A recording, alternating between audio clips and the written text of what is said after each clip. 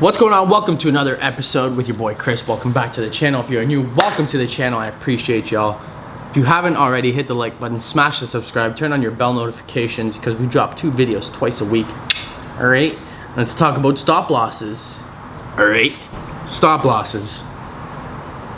Where else do I start other than by saying that they're a joke? They're a joke for so many different reasons, and I'm going to go over everything, but I personally do not use stop losses. I don't believe in them. I never have believed in them. Reason being is because I don't know if it's true or not. I don't see why it wouldn't be true, but so what I'm talking about is banks and the institutions being able to see where everyone's stop losses are, which is why there's such things as stop hunts where they go down, they push the market against your trade, it hits your stop. I know every single person that trades that's watching this can relate, and if you're a new trader and you haven't traded yet, it's going to happen to you. They go against you, it takes out your stop loss, and then it goes in the direction that you had your trade. So if you were in a buy, it goes down, hits your stop loss, and then it goes up and ends up hitting your take profit wherever that would have been set. Now, people say that the banks and institutions know where stop losses are. Maybe they do, maybe they can actually see it, or maybe they just know the game so well that they know where the majority of people are going to put their stop losses and where it's going to take out the most amount of money, right? So if they know that, then you can still use a stop loss, but don't use an actual stop loss. So like in my situation, what I do when I trade is I'll open a trade.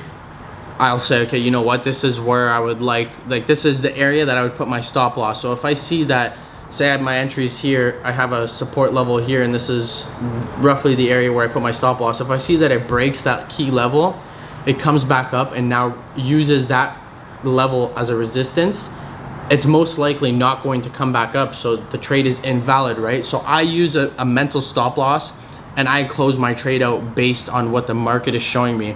There's too many times where people, I see it happen all the time. I was talking to a student the other day and he said, oh, like I took 6 or 7 trades this week, or however many trades it was, and like 70% of them he got stopped out on, and they ended up going right after he got stopped out. They ended up going in the direction that he had anticipated that it was going to go in.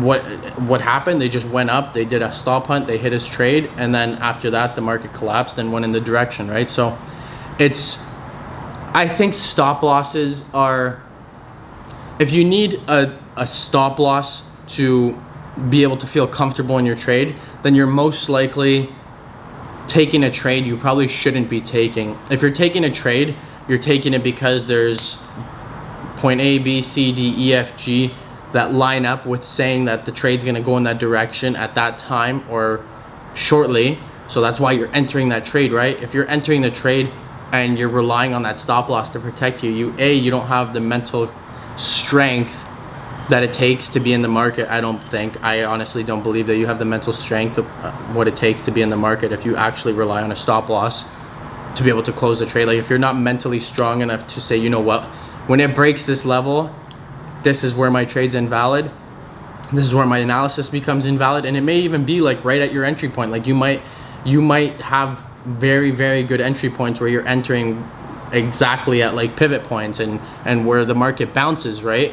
So you can say, well, like if it breaks this key level, then chances are it's going down to here, and that's way more than I'm willing to risk. So if it breaks this level, I'm going to close out my trade. I'm not going to put a stop loss, because what's the point of taking a loss when your trade's not really invalid, right? Like a stop loss, if you're in a buy, for instance, and the market goes down, or you have a buy limit, it goes down, hits your buy limit, or you're in a buy and then it retraces and it goes against you, and it goes to your stop loss, and then it just keeps going, then the trade was just invalid. You at that point, whether you have a stop loss or not, you should be closing your trade, because if not, you're just hoping and praying that the trade's going to reverse and go up in your favor.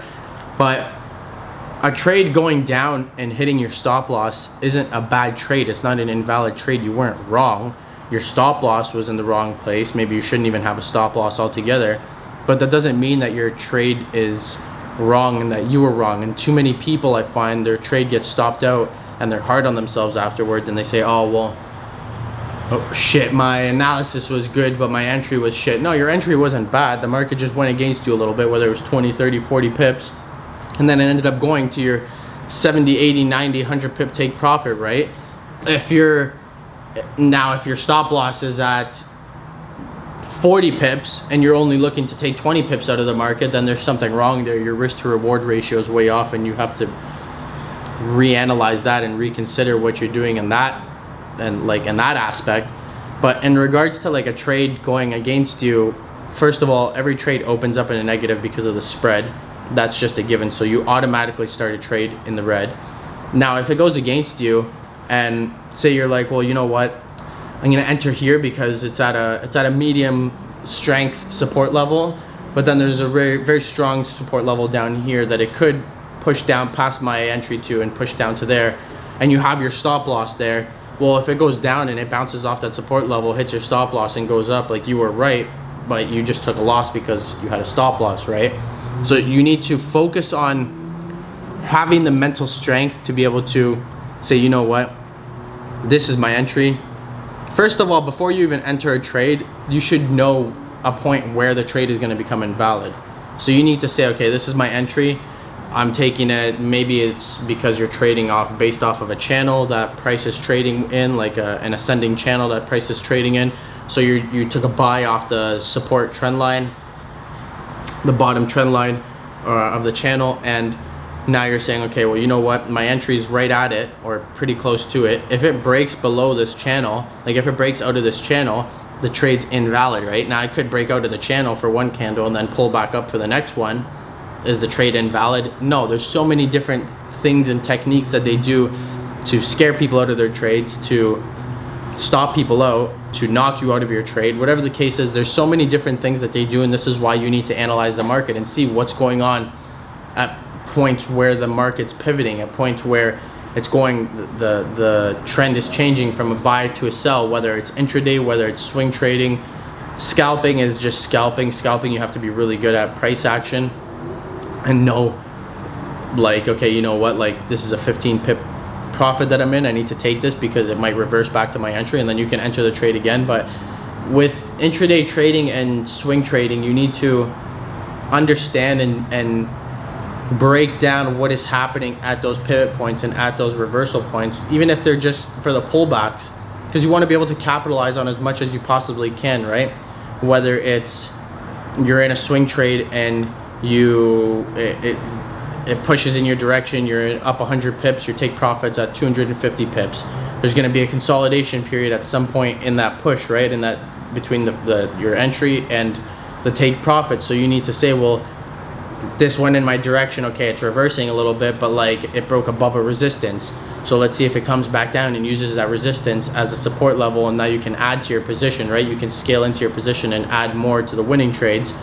Not something you want to do to a losing trade, but you add more to a winning trade, so on and so forth. But again, that's why you need to know how price action works. I trade strictly based off of price action. I don't, you guys message me, what do you think of Fibonacci? What do you think of this? What do you think of that? I don't think of any of them because I don't use them, so I don't really care for them, nor are they important to me. I just care about what price is doing. I care about what the market's telling me. I don't try to predict, well, I think the next candle is gonna open and close like this. Like, no, that doesn't interest me because that just becomes a higher risk trade, right? I like seeing what the market's doing. I like saying, okay, well, you know what, this is what it's doing, this is what it's saying it's gonna do next, and trading based off of that. I don't like trying to make up my own situation as to what I think the market should do or what I would like it to do, because then your risk to reward might still be fine, but your actual risk level is going up because you're not as certain in that trade. There's not as many confirmations, or maybe no confirmations in that trade to be taking it yet. You're trying to predict something that doesn't yet exist, right? It's like me saying, you know what, in 5 minutes there's going to be a hailstorm. Well, like, there's no confirmations that that's going to happen. That's just my prediction, and chances are I'm most likely going to be wrong, right? So don't try to take trades based off of what you're predicting is going to happen or what you want to happen because you have some sort of bias, because at the start of the week you said, well, this is going to be bearish and that's going to be bullish and this is going to do that and that's going to do that. Don't get fixated on one certain setup or one certain situation or one certain outcome of the market for the hour, the day, the week, the month, the year, whatever it is.